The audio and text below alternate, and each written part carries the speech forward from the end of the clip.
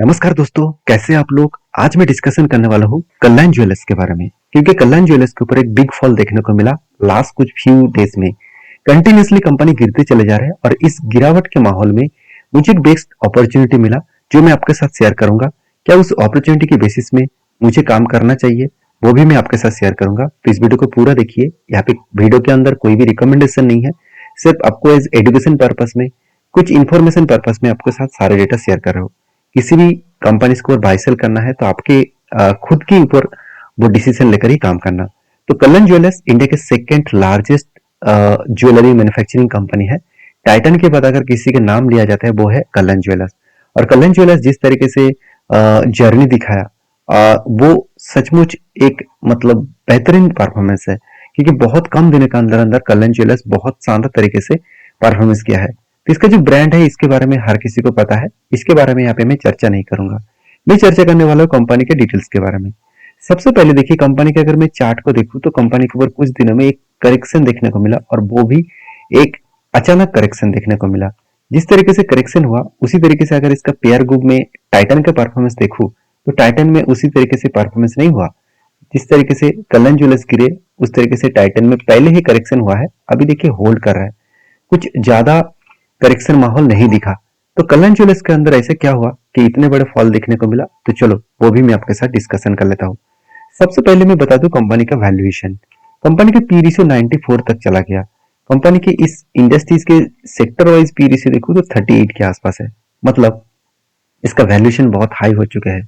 दूसरी बात, कंपनी का सेल्स का डेटा तो ठीक है मगर प्रॉफिट का बहुत हालत खराब है। प्रॉफिट इस सेक्टर में टोटल एवरेज जो है वो 15% के एवरेजली प्रॉफिट दे रहा है, और उसी जगह पे कल्याण ज्वेलर्स के 3.37% के आसपास है। तो यहाँ पे सीधा सीधा कहूँ कि कंपनी इसके ऊपर एक बहुत बड़ा प्रेशराइज यहाँ पे बनता हुआ देखने को मिले, जो प्रेशराइज कंपनी को आगे चलने के लिए, आगे बढ़ने के लिए बहुत ज्यादा प्रेशराइज कर सकते हैं।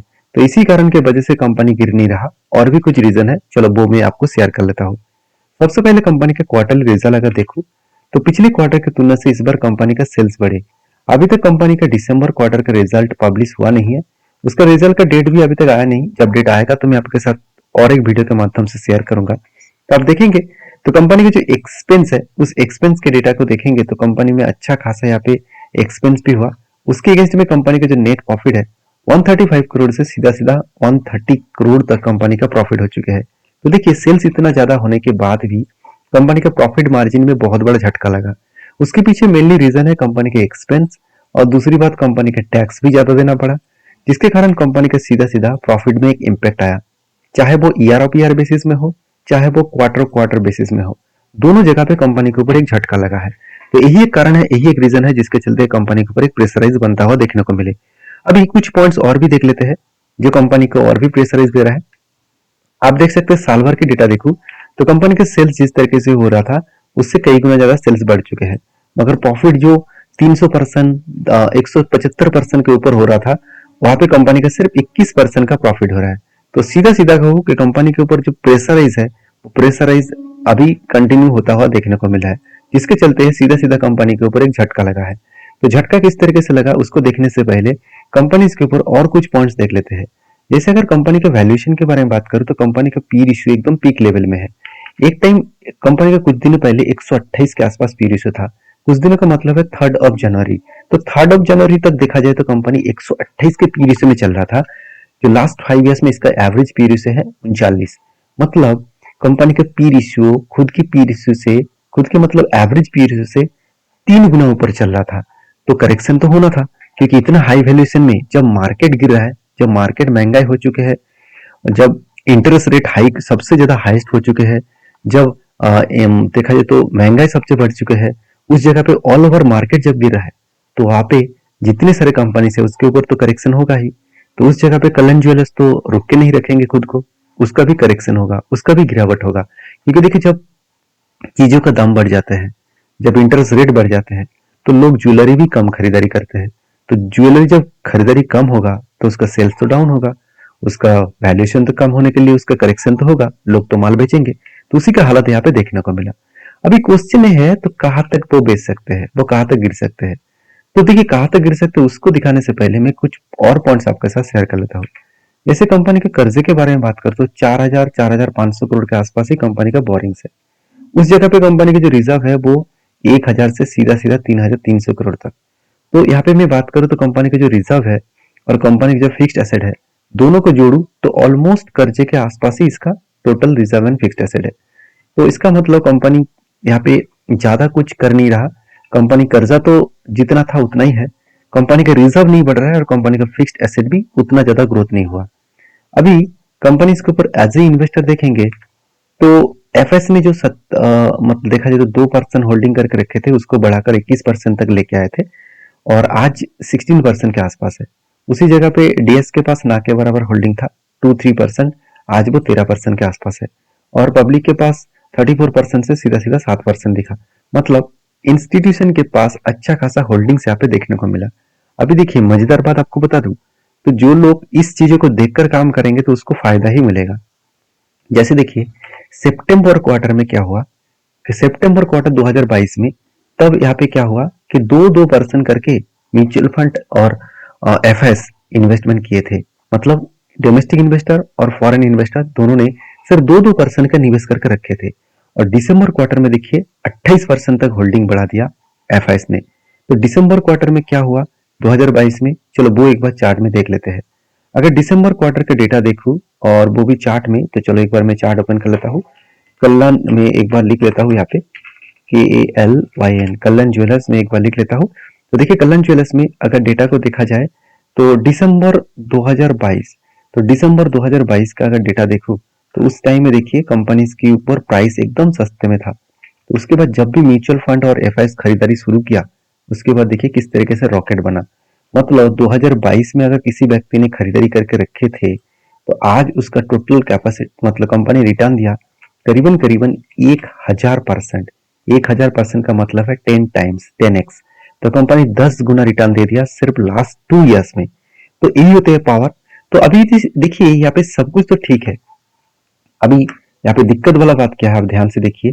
कंपनीज के ऊपर जो सिचुएशन क्रिएट हुआ है, अगर उस सिचुएशन को देखे तो कंपनी के ऊपर इतना बड़ा फॉल आज तक हुआ नहीं। तो जितना बड़ा फॉल यहाँ पे हुआ है इतना बड़ा फॉल आज तक हुआ नहीं, क्योंकि प्रीवियस भी करेक्शन हुआ था। अगर मैं उसको भी मार्किंग करूं तो ओवरऑल 22% का करेक्शन हुआ था। अगर यहाँ पे जो करेक्शन हुआ टॉप लेवल से करंट लेवल तक देखूं तो ऑलमोस्ट 27% 28% तो करेक्शन हो ही चुके हैं। तो एक बड़ा सा फॉल यहाँ पे देखने को मिल चुके हैं। क्या इस फॉल और भी कंटिन्यू हो सकते हैं? अगर मैं इसका सपोर्ट लेवल के हिसाब से बात करूं तो कंपनी के एक स्ट्रांगली सपोर्ट लेवल इस जगह पे देखने को मिलेगा। तो सपोर्ट लेवल देखने को मिला है करीबन करीबन 525 के आसपास। तो 525 के आसपास मुझे एक सपोर्ट लेवल मिला। क्यों? क्योंकि देखिए जब कंटिन्यूसली यहाँ पे जर्नी कंपनी कर रहे थे, ब्रेकआउट किया हाईली वॉल्यूम के साथ और उसके साथ साथ कंपनी करेक्शन भी किया।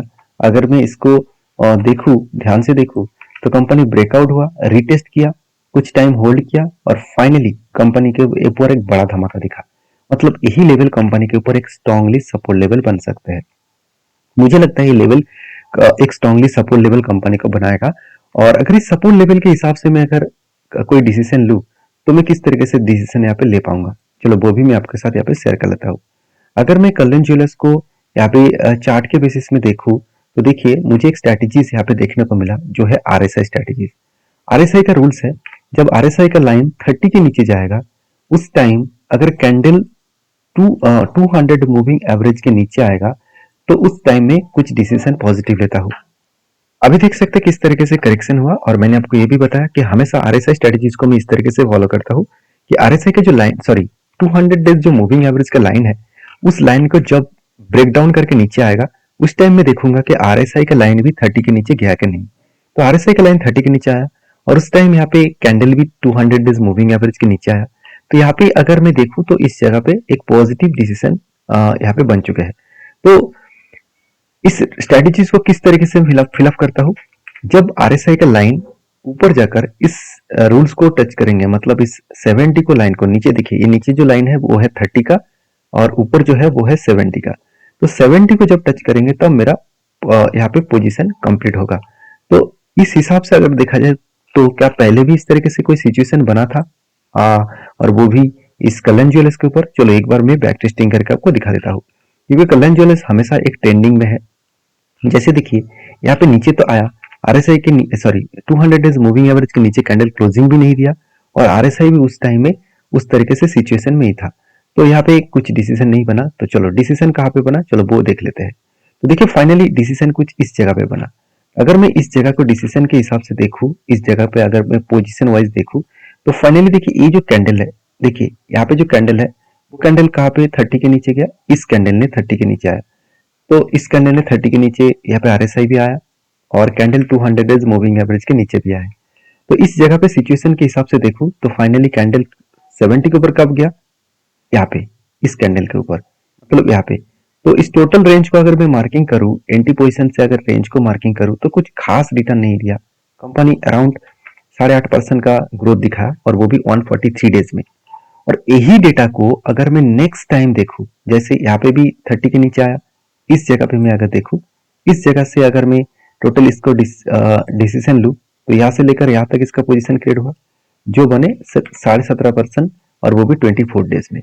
तो सिचुएशन को समझिए, आप स्ट्रेटजीज को समझिए और उसके बाद कुछ डिसीजन लेने से पहले एक बार सारी चीजों को वेरीफाई करिए। तो ये था मेरा डिसीजन और ये था मेरा पॉइंट ऑफ व्यू से सारी चीजों को डिस्कशन। तो वीडियो अच्छा लगे तो प्लीज लाइक करना, चैनल को सब्सक्राइब भी करना। Thank you.